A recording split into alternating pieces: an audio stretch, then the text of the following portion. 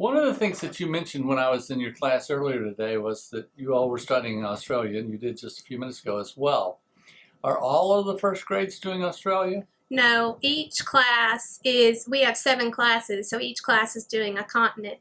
What we're going to do is, after several weeks of working on that continent, learning about the areas of that, the special places in that continent, the animals of that continent, then we're going to go from room to room and share what we've learned about our continent.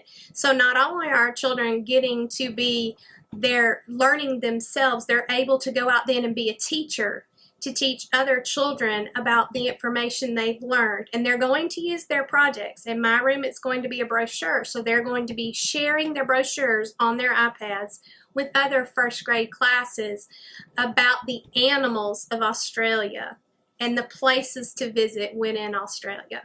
Oh, wow, that sounds like a lot of fun. Yes. Will it be possible for the rest of us who aren't here at Gulf Shores every day to see these products from Australia, and what are some of the other countries? Yes, all the other continents. You can go around Other to continents. each of the rooms and you'll be able to see the different things. I know there was a teacher that was going to be making board builder, and I believe she has Antarctica.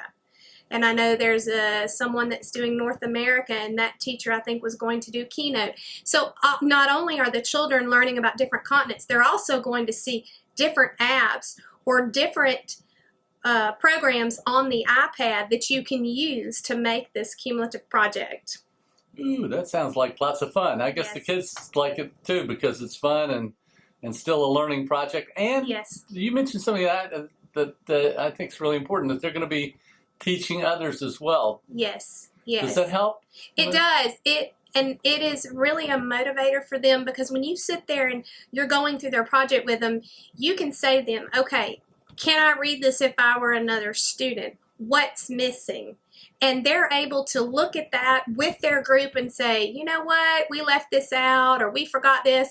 And you can tie in reading, and you can tie in grammar skills. You can tie in so much into that that makes them aware of their own writing, their own presentations, and how can it benefit others, but how can it keep them excited and keep that person wanting to look at that project and not be bored and want to put it down. I guess it also builds pride in their work, and does that help them do better because they're showing it off? And Yes, we had our children show off another project we did. We did animals of Alabama, and my children were learning about armadillos and possums, and they were so proud to go into other teachers' rooms and show off their poplets and their keynotes. They wanted to show those other children what they had learned about their possums and armadillos and how they had made it into these fantastic keynotes and poplets.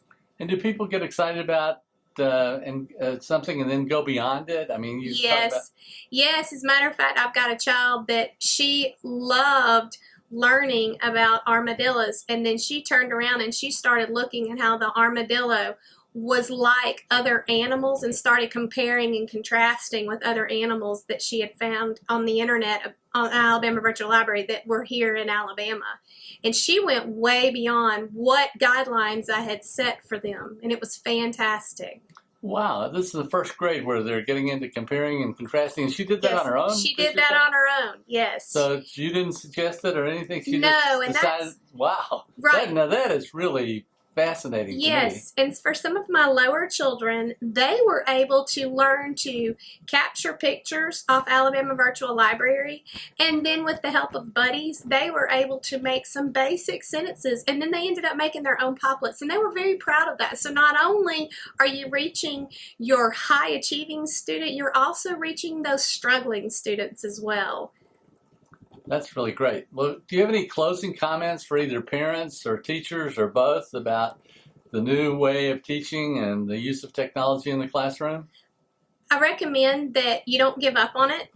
You have to take baby steps, and that is very important.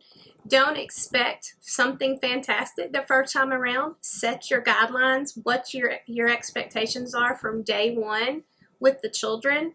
And it's great if you have another school or another teacher to work with to bounce ideas off of.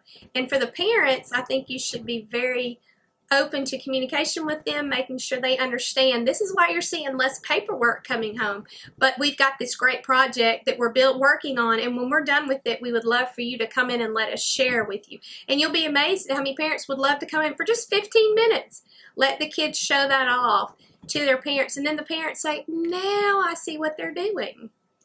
So we take people to sports events, football games and other, and they like to show off their work and skills there. So we're doing the same thing with the intellectual and academic skills in the classroom, and people are taking advantage of that opportunity. Is that right? Yes, I agree. Yes, and it's very, very, very, the children enjoy it very much when we have visitors come. They enjoy that a lot, being able to show off their work.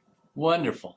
Well, thank you very much. It's been a lot of fun visiting here with you today. Thank you. Bye.